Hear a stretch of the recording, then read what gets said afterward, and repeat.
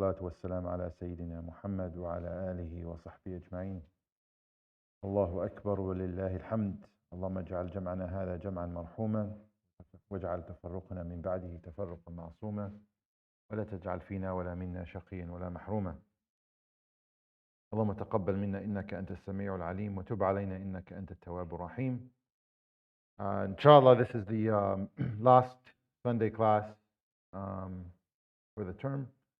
We're going to be, inshallah, going to Tuesdays in not this week, but the following week. We'll start on Tuesday at 7:30.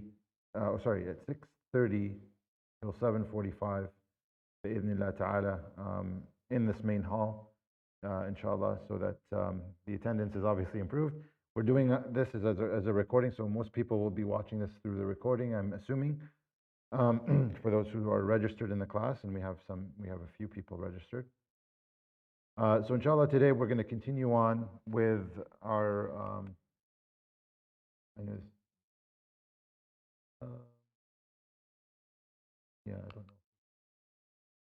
Sorry, let me just make sure the deck is okay. Yeah, okay. So inshallah, we're going to continue with talking about the third cluster in Juz' Amma. The first two clusters we covered already in the first term. Without going into the details, the first cluster talked about the essential components of faith.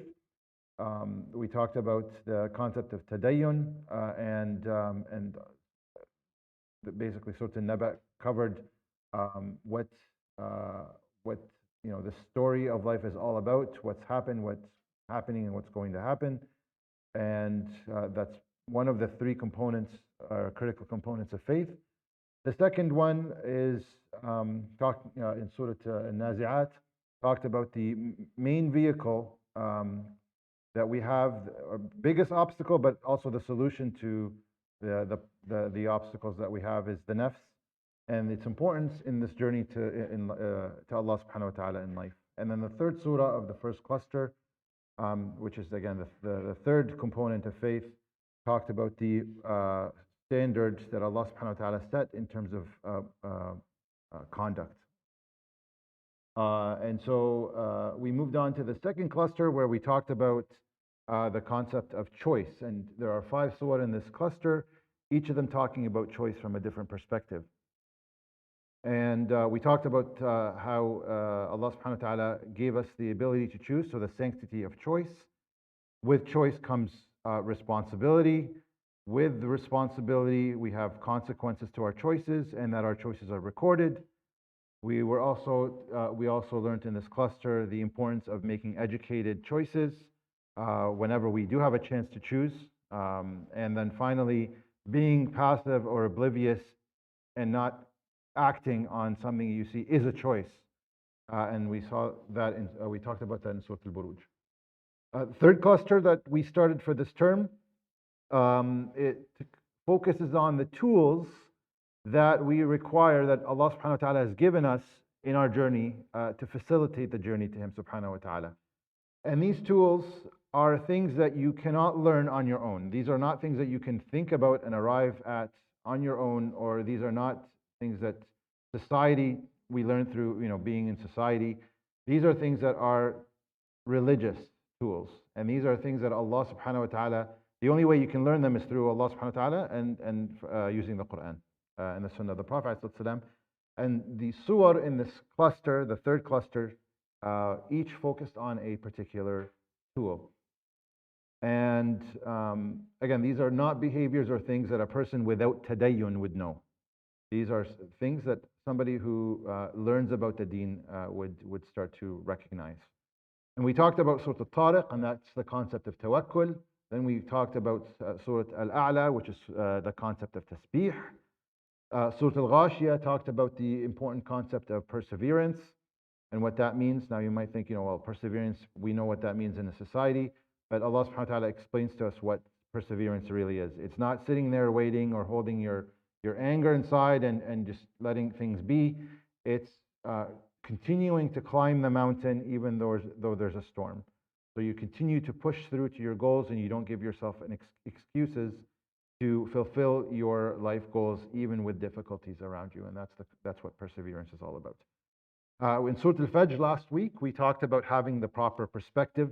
Allah subhanahu wa ta'ala gives us that perspective. Again, it's not something that you can learn. Actually, it's probably, against just typical logic of a human that when somebody gives and bestows ease and mercy on me, that means he loves me. Or I'm always in constant difficulty, that means he is humiliating me. And that's what the human would naturally think, but Allah subhanahu wa ta'ala is fixing that and giving us the proper perspective.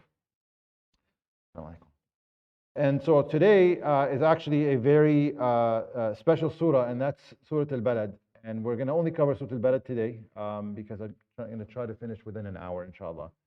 And that Al-Balad means the country, and we're going to talk about the constancy of values as the tool.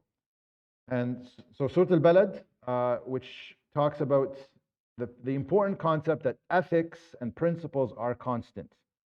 So in life, you're going to, your circumstances are going to be variable, they're going to be changing, and life is difficult, and the real obstacles that we need to overcome these difficulties have to be grounded in basically constant ethics and morals. There has to be a consistency for us to overcome these difficulties. And that's what Surah Al-Balad covers. Inshallah, we'll go into detail with that. So there are different names for Surah Al-Balad. Obviously, the most common one is Surah Al-Balad. Other name is Surah La Uqsim. Surah La Uqsim. And it's a Meccan surah, so I will kind of just give the background on when the surah was revealed. And this is very important in the context of the surah because it will give you actually the true meaning of what, when it was revealed and how it is basically one of those tools that we talked about. Now, Sayyidina Muhammad sallallahu alaihi wasallam had lost his wife Khadija radiallahu anha, had lost his uncle. He had no support. He had, the Muslims were being persecuted in Mecca. Some of them migrated to Abyssinia. And so he sought to go and extend, maybe perhaps, look for support outside of Mecca for the first time. And he, ﷺ, went to Ta'if, and we know what happened with Ta'if. He was driven out by the people. He heard things that, it's extremely difficult to hear. We mentioned some of those in the past, what people said to him. And they had their slaves and their children throw rocks at him, alayhi salatu wasalam, him and Zayd, and they hurt him, and he was driven or kicked out of Ta'if. And so Ta'if didn't only do that, but they also communicated back to Quraysh that Muhammad, alayhi salatu wasalam, was trying to come to us. And so when Quraysh heard about that, they said, no way he's going to be entering Mecca back in. There's no way that the Prophet ﷺ will re-enter Mecca. And you have to understand that that's a big deal. That's a big deal. Not only did Ta'if reject Sayyidina Muhammad ﷺ and really hurt him, but they made that communication where now Quraysh said he is not allowed to enter. Think about that for a moment. Mecca is a place that is a haram. Even before Islam or the Prophet ﷺ, Quraysh, all the way back to Sayyidina Ibrahim ﷺ, who established this, Mecca is a haram. Anybody who wants to enter Mecca, any visitor, is welcomed. Not only are they welcomed, but they are basically provided for and they are protected. They're completely secure in Mecca, and this is before Islam. Now, imagine any Joe off the street wants to enter Mecca, he would be welcomed and secure as long as he's in Mecca. Imagine now the Prophet ﷺ, who is not only from Mecca, his whole lineage is from Mecca.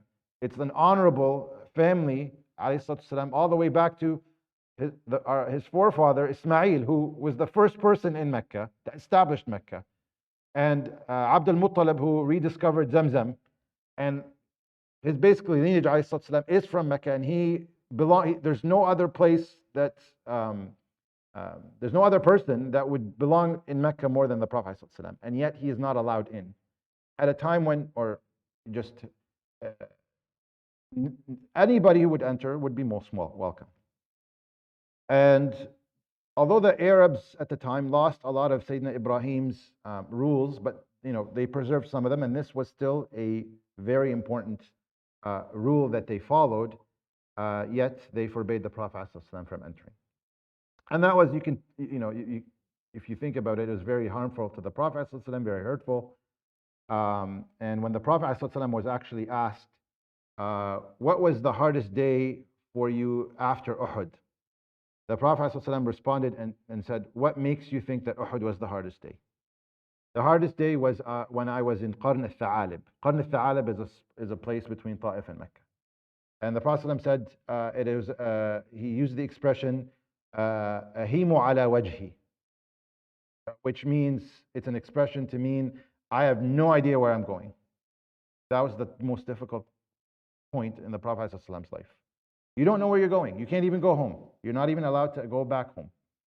And so he sent Zayd, who was at the time 16 or 17 years old, back to Mecca, and Zayd was allowed in, and Zayd was trying to see who would take the Prophet ﷺ in their jiwar. Jiwar is their protection. And nobody wanted to take the Prophet ﷺ back, except a man by the name of Al-Mut'im, or Al-Mut'am in some narrations, Ibn Adi. He accepted because he wanted to have that status that he's protecting someone. And he had like around 10 sons, and so he took it upon himself to say, he's under my protection. But this wasn't because he loved the Prophet ﷺ, or he felt that I owe it to him.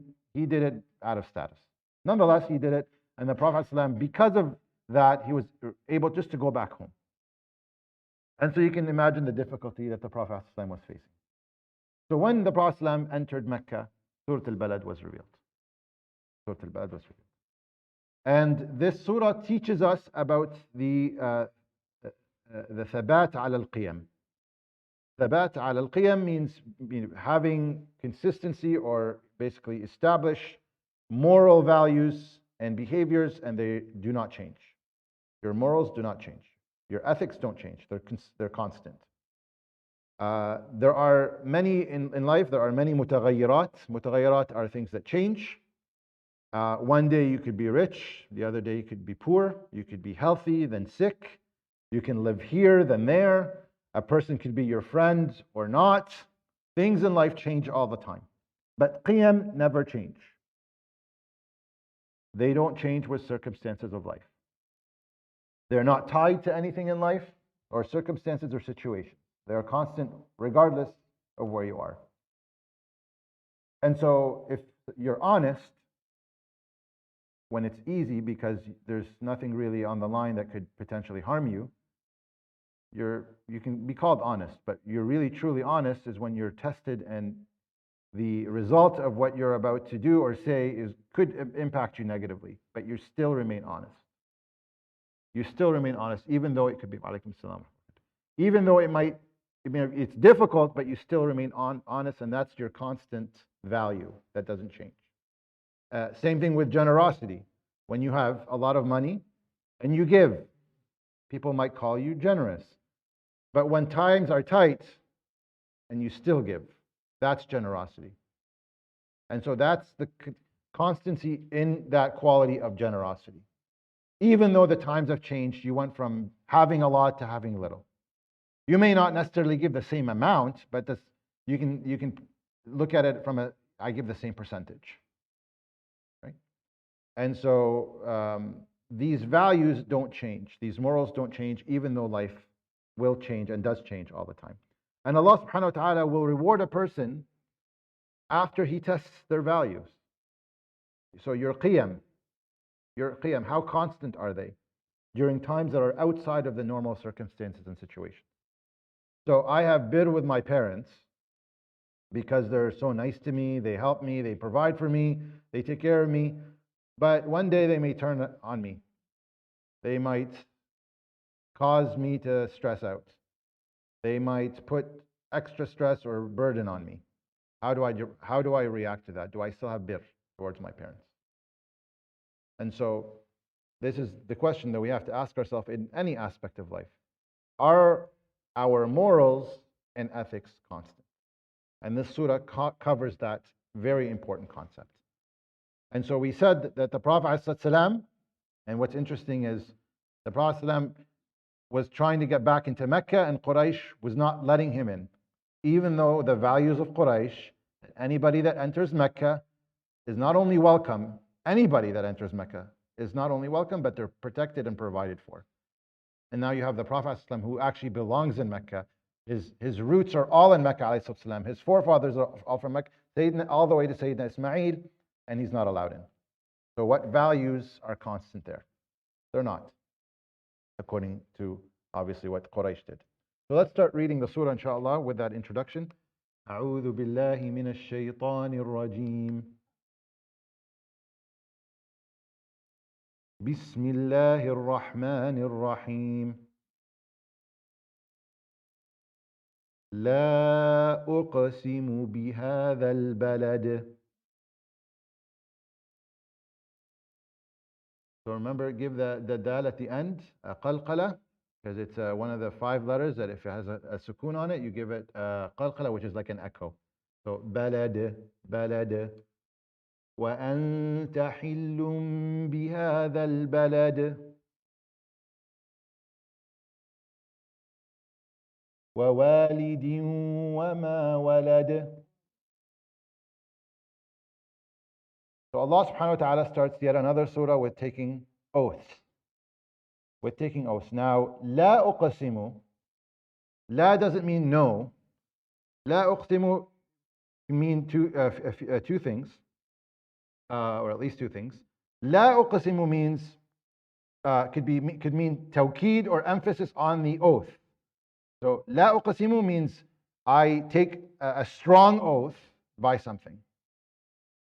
The other meaning is لا أقسم, I don't need to take an oath by something, but I'm taking it anyway because it's important. In the Arabic language, when you say لا أقسم, it's to highlight that you are taking an oath. Okay? Both meanings give you the same result. Allah subhanahu wa ta'ala is taking an oath. By what? بهذا البلد. What does balad mean, we said? Land or place or country. And what's the reference here? Mecca, right? Allah subhanahu wa ta'ala is taking an oath by Mecca. لا أقسم بهذا البلد وأنت حل بهذا البلد. The translation here, it says, and you're a resident of the land, which is one of them, which is one of the meanings. But the actual meaning, the other meaning is وأنت حل بهذا البلد. حل is opposite of haram. Mecca is a haram. Haram means you are not allowed to do certain things. You're forbidden to harm people, to take advantage of them, to kill them, etc. So when you enter the haram, you become haram. Haram to be taken advantage of or hurt or harmed in any way. And Allah subhanahu wa ta'ala is telling the Prophet ﷺ after he's re-entered Mecca now because somebody took him under his protection, Allah is telling Sayyidina Muhammad ﷺ, وَأَنْتَ حِلٌّ بِهَذَا الْبَلَدِ. And you are halal in this balad. People have made your blood, your wealth, yourself, your home halal. Even though out of all people that exist on earth, you should be the most haram, to take advantage and be hurtful and to be hurt and to be harmed and so on. Yet Allah subhanahu wa ta'ala is telling him, I take an oath by Mecca and the fact that you are now halal in this balad. You are not allowed to be harmed. People are allowing you to be harmed. And Allah subhanahu wa ta'ala says in another ayah, جعل الله الكعبة البيت الحرام. البيت الحرام. So this is a place that's haram, but you are now halal. وأنت حل بهذا البلد. So think about that in the context of what we just talked about, moral consistency. Quraysh, since Sayyidina Ibrahim's time till that moment, had the moral consistency to allow anybody who wants to enter Mecca in and be protected. But they changed their morals. They changed their ethics to be self-serving because they didn't want Muhammad ﷺ back. When they heard from Ta'if that he went to Ta'if and now he got rejected and he's coming back, no, don't allow him in. So even Quraysh, at something that was so sacred to them, that what the most important thing they were known amongst the Arabs was that they were the protectors and the ones who took care of the Kaaba. And anybody that they would come, they would serve. And now they were swaying away from that the morality and that ethics. Allah subhanahu wa ta'ala is telling Sayyidina Muhammad, وَأَنْتَ حِلٌّ بِهَذَا الْبَلَدِ. So other meanings of the ayah that I'll mention before we move on, Ibn Kathir and others alluded to the fact that this means that in the future you will conquer the city of Mecca. That bloodshed has never been allowed in Mecca before the Prophet ﷺ comes back to it and will be triumphant. And that restriction was briefly removed right before getting into Mecca. Again, that's another meaning for the ayah. Nonetheless, if we continue on with the concept of constant morals and ethics, Allah subhanahu wa ta'ala is taking an oath, وَأَنْتَ حِلٌّ بِهَذَا الْبَلَدِ وَوَالِدٍ وَمَا وَلَدٍ. A reminder that you and your forefathers all lived in this balad, and that your grandfather helped rebuild the Bayt, and that your great-grandfather preserved the Bayt and rediscovered Zamzam, and the one that gathered Quraysh, and that one, and the entire lineage is from here. And now you're not allowed to enter. And actually, some people in Mecca got upset that the Prophet ﷺ was not allowed to enter because he is from Mecca. But Allah subhanahu wa ta'ala is taking 3 oaths. Remember, when Allah takes an oath in the Quran, there's 2 things that are important. Anyone remind us what those 2 things are? When Allah takes an oath, what do we have to pay attention to? What comes after the oath?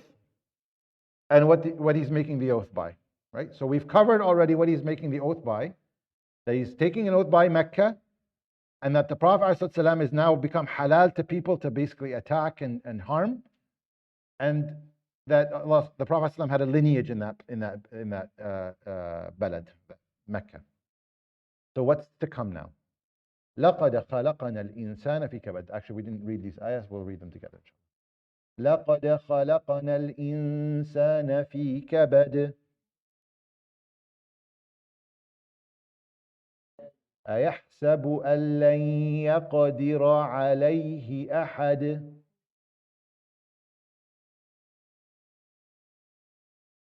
يقول أهلكت مالا لبدا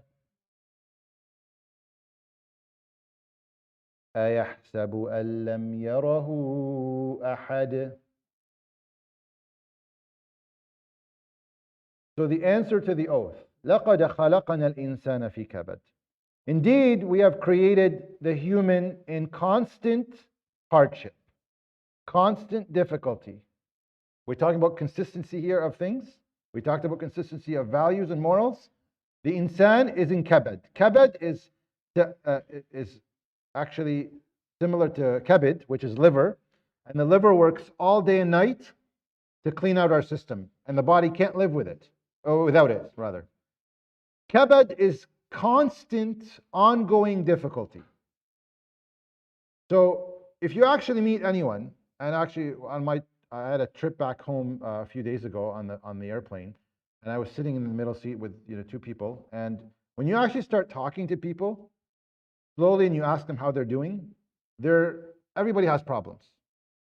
Everybody has problems and issues that they're dealing with. There's not one person on earth that I'll tell you does not have a problem. And Allah subhanahu wa ta'ala tells us, لَقَدْ خَلَقْنَا الْإِنسَانَ. We've created every human, fi kabad, in constant difficulty, in constant challenges. And I think we can all probably, whether we have times of ease or hardship, there are always difficulties that we find in our lives. And Allah subhanahu wa ta'ala is answering the oath by saying, indeed, we have created human in constant hardship. أَيَحْسَبُ أَن لَن يَقْدِرَ عَلَيْهِ أَحَدٍ. يَقْدِر, one meaning is to overcome, have the capability over, and another meaning is to constrict. Remember Surah Al-Fajr last week? فَقَدَرَ عَلَيْهِ رِزْقَهُ. Allah subhanahu wa ta'ala can constrict someone's wealth or limit it. So if you look at it from the constriction side, Allah subhanahu wa ta'ala is saying, does he, human, not think that he will ever be constricted? Or nobody can constrict him? Meaning, nobody can, does he think that he'll always be in a state of ease and provision and having a lot? Both meanings are right, whether it's consistency or does the insan not think that he will be overpowered or overcome? Both highlight the same meaning. And that's when the insan has to realize that even if you have a lot, does that individual not think that one day this can all go away? Or even if you have a lot, then you're not going to be struck with difficulty. يقول أهلكت مالا لبدا. أهلكت means spent, vanished or consumed. Lubada means kathiran, means lots or many. Does the insan not think that he will be constricted? That he can spend his wealth excessively in any way he wants? يقول أهلكت مالا لبدا. I have spent my money or my wealth in abundance. Does the insan think that they can just spend excessively any way they want and they're not going to be constricted? أيحسب أن لم يره أحد. Does the human not think that anybody or nobody can see him? And if you actually think about this in the context we're covering, right? So after the surah started with comforting the Prophet ﷺ, saying, لا أقسم بهذا البلد وأنت حل, and then you're being basically taking advantage of and hurt in a place that you shouldn't be. ووالدي وما ولد, even though you had a lineage all the way back to the person who started Mecca. Allah subhanahu wa ta'ala is telling the Prophet ﷺ, he's not patting him on the back, saying it'll be okay. You think at a time of difficulty the Prophet ﷺ would need that? Allah's telling him the human is always in constant challenge. Yes, you're going through challenges. You're always going to be going through challenges. But the human, as you can see the response, the human continues to spend excessively thinking that no constriction is going to happen. No challenges are going to happen. Nobody will limit him and nobody can see him. Yes, we all believe that Allah subhanahu wa ta'ala sees us all the time, but do our actions align with that? Especially when we're in difficulty. So, your kids will not do something wrong in front of you. They may do it behind your back. But if they do it behind your back and they realize you saw them or you know, then they become afraid or embarrassed or apologetic. But what if you know that someone's watching you, your parents watching you, and you still do something that's bad? That's a musibah. And Allah subhanahu wa ta'ala is reminding us that أَيَحْسَبُ أَن لَمْ يَرَهُ أَحَدٌ. Does the person not think that nobody can see him, even though Allah subhanahu wa ta'ala sees everyone? We know that, but are our actions really aligned with that? And how does this tie with the ayat before? Some of the challenges that when somebody goes through challenges or difficulties, oftentimes people can feel like, well, I'm going to take matters in my own hands and I'm going to do whatever I want and I'm going to spend and I'm going to do what pleases me. And they move away, their moral values or ethics start to change. So inshallah, this is all going to come together once we cover the next section, bi'idhnillah ta'ala. Any questions so far? Okay, let's continue inshallah. أَلَمْ نَجْعَلْ لَهُ عَيْنَيْنِ وَلِسَانًا وَشَفَتَيْنِ وَهَدَيْنَاهُ النَّجْدَيْنِ. Allah subhanahu wa ta'ala says, أَلَمْ نَجْعَلْ لَهُ عَيْنَيْنِ. Have we not made two eyes for him? وَلِسَانًا وَشَفَتَيْنِ. And tongue and two lips. Does the insan not realize that they have two eyes that they can see? The one who gave you the two eyes, does it seem logical that the one who gave you the two eyes that you can see with can't see you? Is not capable of seeing you, even though he gave you your eyes? Allah subhanahu wa ta'ala is asking a rhetorical question here. You have the ability to see, yet the one who created the heavens and the earth cannot. Does that make sense? Doesn't make sense. There's no logic there. How are you more capable than the one that originated you, is essentially the question. أَلَمْ نَجْعَلْ لَهُ عَيْنَيْنِ وَلِسَانًا وَشَفَتَيْنِ وَهَدَيْنَاهُ النَّجْدَيْنِ. And we gave him, or showed him, the two ways. Najd, the term najd, najdain means two, of najd. Najd itself means a high or elevated ground. That's basically visible, that you can see. So the dual form of najd, which is najdain, indicates two prominent paths, which are clearly distinct and recognizable, the right and the wrong. وَهَدَيْنَاهُ النَّجْدَيْنِ. So does the human, أَلَمْ نَجْعَلْ لَهُ, didn't we give him eyes, tongue, and lips, and given him the two paths that are clear to be distinguished between each other? And so the path of right and wrong is not, it's elevated. You can see it. It's not that it's hidden. Allah subhanahu wa ta'ala said, we've shown them the najdain. So because your circumstances are difficult or hard, you want to act out of your own desire, you want to stop doing what you're supposed to be doing and act the way you want or feel. And that's the response of many people when they're tried, when they're in difficulty. Well, I don't want to do this anymore. I want to live my life. I want to spend this. I want to get this. And so, does that person not think that anyone can limit them? That I can spend my wealth the way I want because I'm not happy? But the human has to understand they're always in kabad. They're always in difficulty. Whether you're rich or poor, like we said, healthy or sick. A lot of people that are rich, people assume that people are rich are happy, or people that are poor are not happy. People that are rich have a lot of problems. We probably hear a lot about them in social media and the news. And they have a lot of issues, and and a lot of things lead to suicide. We know a lot of celebrities that have taken that route. The insan is always in kabad, is always in difficulty. Of course, some people have more trials than others. It's not to diminish that. But this surah was revealed to the Prophet ﷺ at the most difficult time, when the Prophet ﷺ didn't think it could get any worse or any harder. That all this bad kept happening to him consequently, right after each other.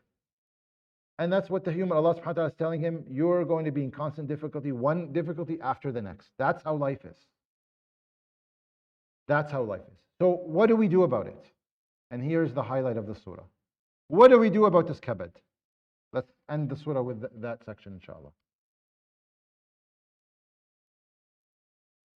فَلَقَتَحَمَ الْعَقَبَةَ وَمَا أَدْرَاكَ مَا الْعَقَبَةُ فَكُّ رَقَبَةٍ أَوْ إِطْعَامٌ فِي يَوْمٍ ذِي مَسْغَبَةٍ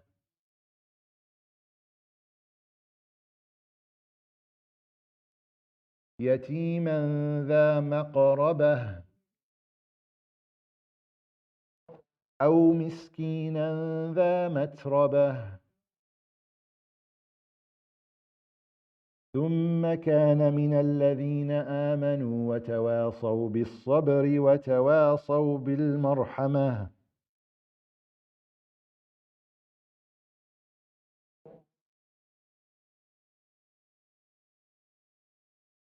أُولَئِكَ أَصْحَابُ الْمَيْمَنَةِ وَالَّذِينَ كَفَرُوا بِآيَاتِنَا هُمْ أَصْحَابُ الْمَشْأَمَةِ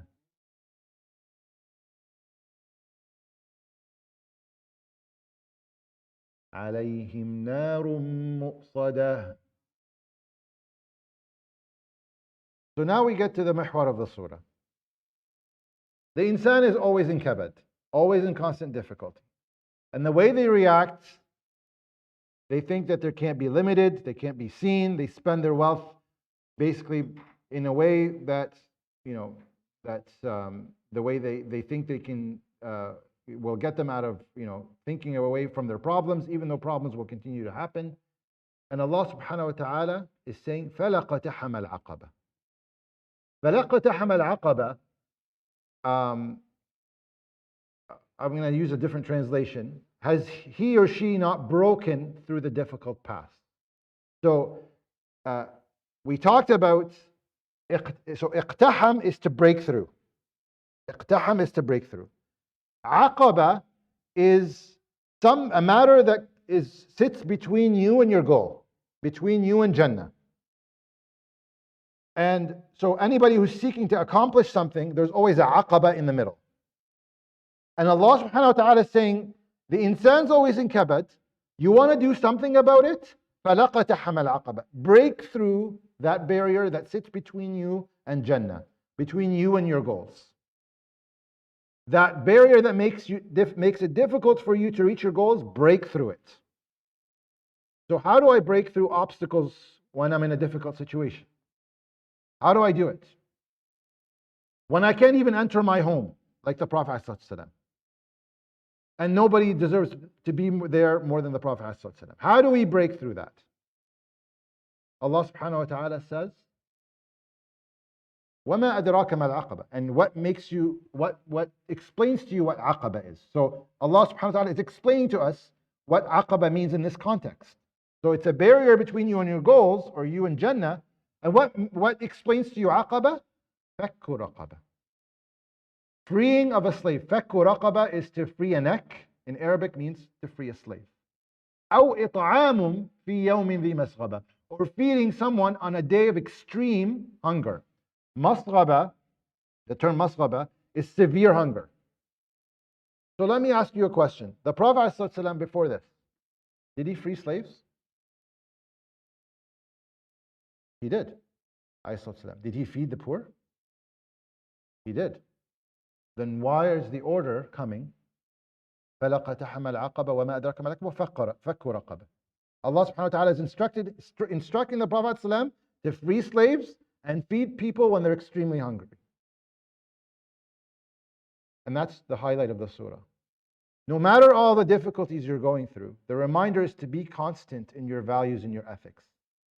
No matter how difficult life is, continue to do what you did before, because your morals and your ethics don't change with difficulty. You can't even get back to your own home, where you don't even need people to protect you. You are protected just by being in this sacred place, yet you're not allowed to go back home.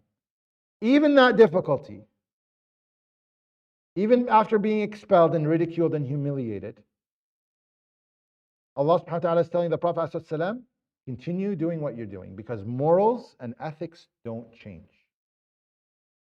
Morals and what you did before has to continue on, even with the difficulty.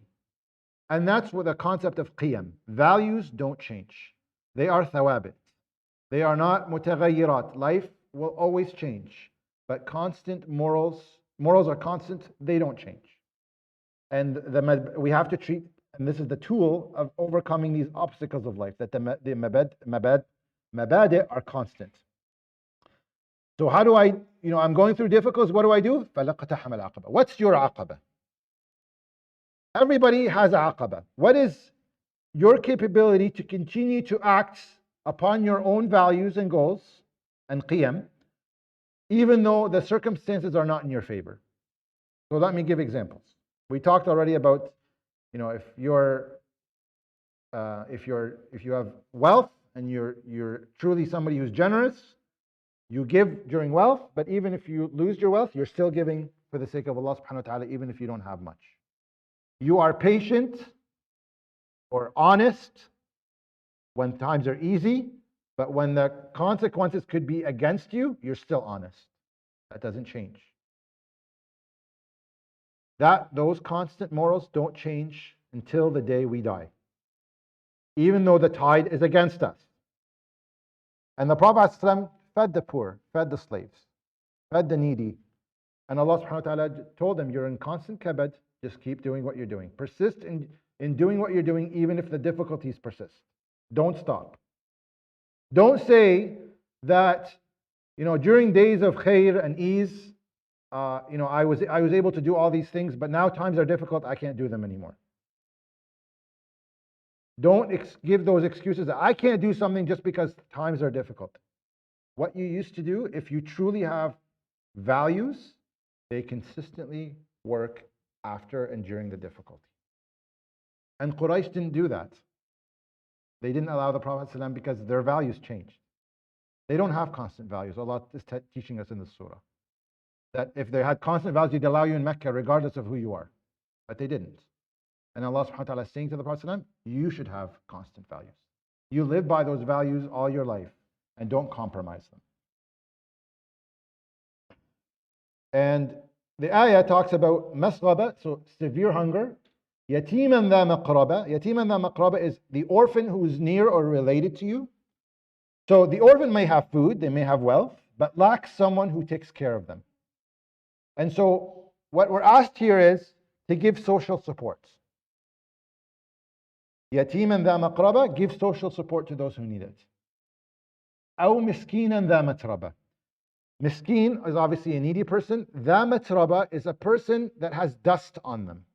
Matraba comes from turab. Turab is dust. A person covered by dust is essentially somebody who doesn't have a home, who lives on the street. So Allah subhanahu wa ta'ala is instructing the Prophet ﷺ to give social support to those who need it, and financial support to those who need it. Support on every level. The people that don't have.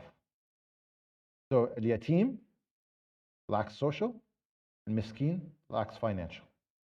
And of course, everything in between. And you continuing to support them, even though it's difficult for you, even though you're going through a lot, is what you need to stick with, because that's your principle, that's your moral. ثم كان من الذين آمنوا وتواصوا بالصبر وتواصوا بالمرحمة. And so you can read this ayah in two ways. You can say that, yes, you support those who need support, and then you will be amongst those who believed and advised one another in patience and in compassion. So that اقتحم العقبة, overcome the barrier, and you will be amongst those who believed. That's a nice meaning. The other meaning that I think strikes with this theme of constancy, that you realize the situation of the believers from the time of Sayyidina Adam to the day of judgment was and will remain till this day that they believed in Allah subhanahu wa ta'ala, and they advised one another in what? Sabr, patience, and compassion and mercy. Marhama. So tawasaw means to advise, to support each other, to do it together. وَتَوَاصَوْا بِالصَّبْرِ وَتَوَاصَوْا بِالْمَرْحَمِ. Now let me ask you two things, or one thing. The first two things that go away when someone's in difficulty are what? Sabr and marham. Sabr, patient people lose patience. And marhama, when you're stressed and your kid comes to you, what do you do often? And I'm guilty of this. You're rough with them. You're agitated. And Allah subhanahu wa ta'ala is saying the believers, because the human is always in constant kabad, they support each other and reminding each other and advising each other with patience and with marhama.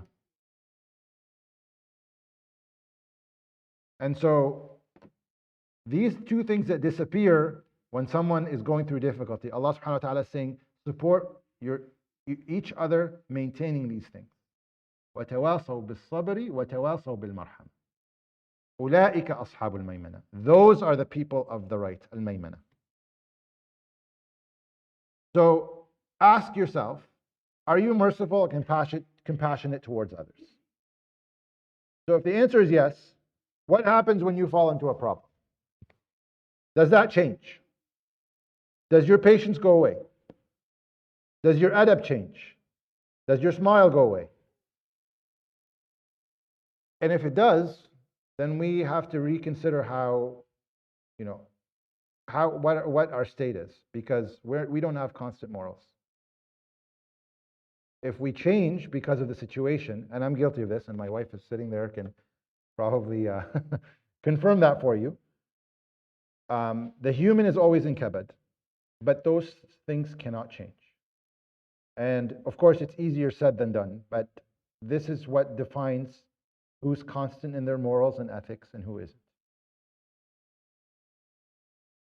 And that's, it's actually quite, it actually gives you peace of mind that maybe because you know that everybody is going through problems, everybody goes through challenges, the insan is created in kabad, and that the believers are supposed to support each other in this respect. أولئك أصحاب الميمنة. And we'll end inshallah with the last two ayat. وَالَّذِينَ كَفَرُوا بِآيَاتِنَا هُمْ أَصْحَابُ الْمَشْأَمَةِ. And those who deny our signs or disbelieve in our signs are the people of Mash'ama. Mash'ama, here it's translated as misery. It means misery or true disaster or ill omens. Those people on the Day of Judgment will go through misery. So in dunya, if they felt, if you weren't in Mash'ama in dunya, if you didn't feel like you're in Mash'ama in dunya, you were certainly created with kabad. But Allah subhanahu wa ta'ala is promising those who, despite what Allah subhanahu wa ta'ala explains the importance of constancy and values, those who reject that will be in Mash'ama, will be in difficulty and misery on the Day of Judgment. وَالْعِيَاذُ بِاللَّهِ. عَلَيْهِمْ نَارُ مُؤْصَدَةٌ. Mu'sada means closed, shut in, closed. So the fire is closing in on them, they cannot leave. There's nowhere to go. And it's padlocked. وَالْعِيَاذُ بِاللَّهِ. And may Allah subhanahu wa ta'ala protect us. So Surah Al-Balad, and that's the conclusion of Surah Al-Balad, talks to us about the constancy and values as a tool to overcome the challenges of life. And we have to think, we truly do, because in the smallest of things, we can't compromise. We will always be in problems. The Prophet ﷺ was in even bigger problems than we were, and difficulties that he had to, he couldn't even enter his home, alayhi salatu wasalam. Yet Allah subhanahu wa ta'ala is saying to him, the insan is always in kabad. It's not a feel-good story that you'll be okay. You will be in constant difficulty. This is a reminder, and it's for all of us. The insan, it's not the believer, it's the insan. And how do you overcome that? You have to break through. Iqtahim is a strong term. It's to break through. It's not to sit there and be patient until things pass. Overcome that barrier. How do you do it? By maintaining what you had before the difficulties. Having that constancy in your adab, your character, your values. That's what you need to hold on to. And so, inshallah, that serves as a reminder for all of us in our day-to-day life, even when things are agitating us or stressing us out. How do we conduct ourselves? And when we go astray, perhaps we have our spouse or our siblings or our parents or our friends to remind us to say, وَتَوَاصَوْا بِالصَّبْرِ وَتَوَاصَوْا بِالْمَرْحَمَةِ. They advise us to be patient and to have compassion and mercy. The most two important elements of overcoming a difficulty that we give up right away. And those are the people of Maymana. I hope that was beneficial. Any questions before we close today's halaqah, inshallah? Yes.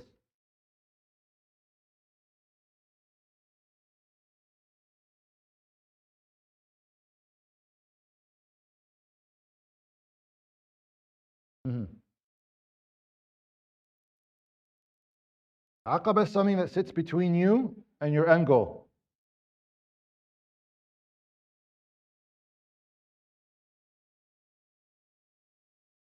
It comes from the same root of iqab, yes. Aqaba is something that is an obstacle that's in your way, that prevents you from getting somewhere. So Allah subhanahu wa ta'ala is saying, break through the aqaba. And وَمَا أَدْرَاكَ مَا الْعَقَبَةُ, what explains to you the aqaba? Everybody has their aqaba. We should all have basic morals and ethics based on what Islam teaches us, but we also have things that we do. And so don't give up those things when times get tough. Remain constant, because we're supposed to have consistency in values. Yes.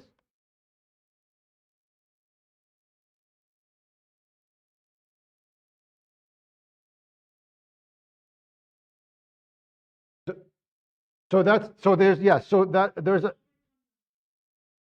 Yeah, so there's so outside of the theme of the surah, if you want to look at it that way too, that is also some of the mufassirin, is that أيحسب أن لم يقدر عليه أحد يقول أهلك, I've spent so much money already, why do I need to keep spending on so and so and support so and so? That's another meaning for it, by the way.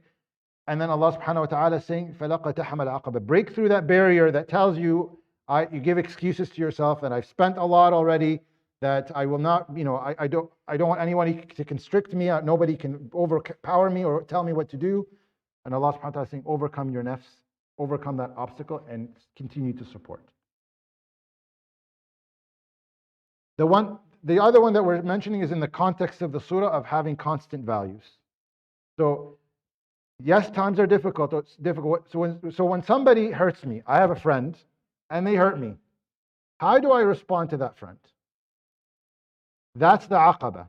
Am I kind to them?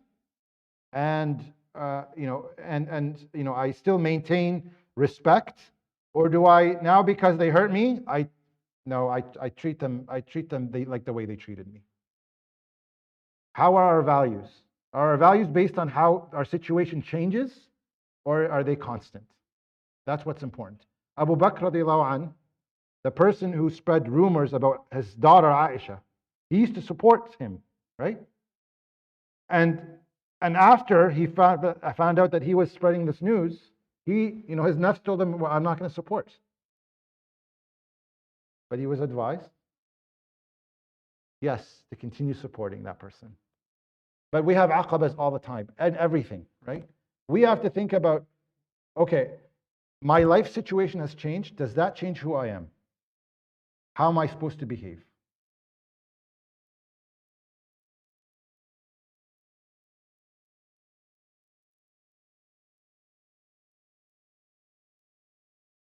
Yeah, so everybody's going to go through difficulties. لَقَدْ خَلَقْنَا الْإِنسَانَ فِي كَبَدٍ. Kabad is difficulty, constant difficulty. Everyone has their unique difficulties and common difficulties. What we're saying here is on the individual level, how do you overcome those difficulties? How do you maintain who you are as a person of value? You consistently have the same value.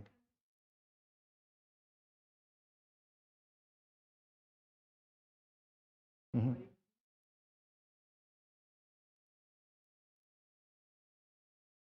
Mm-hmm.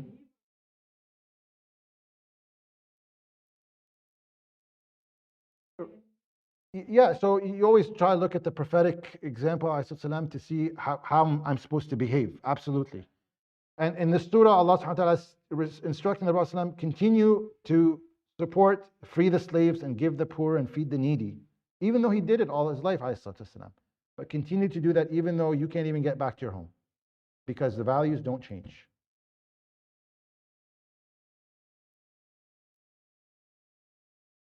Any other comments or questions, inshallah, before we just do an announcement and then we close, inshallah? Okay, yes.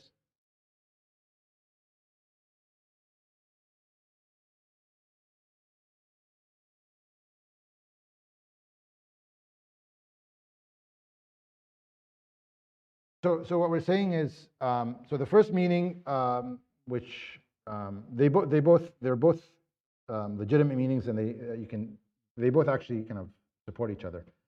اقتحم العقبة, be amongst those. ثم كان من الذين آمنوا. So how do you اقتحم العقبة? You continue to believe in Allah subhanahu wa ta'ala and advise one another in patience and in compassion and mercy.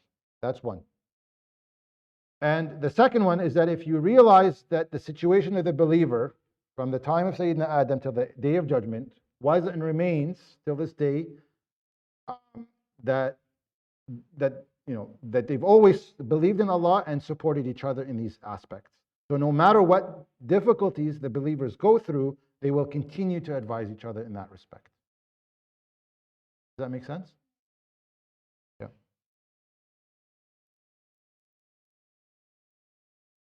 Okay. So this was the last Sunday. So Jazakumullah khair for dedicating your Sunday early mornings. I know it's difficult with Isha being late and Fajr being in the morning early.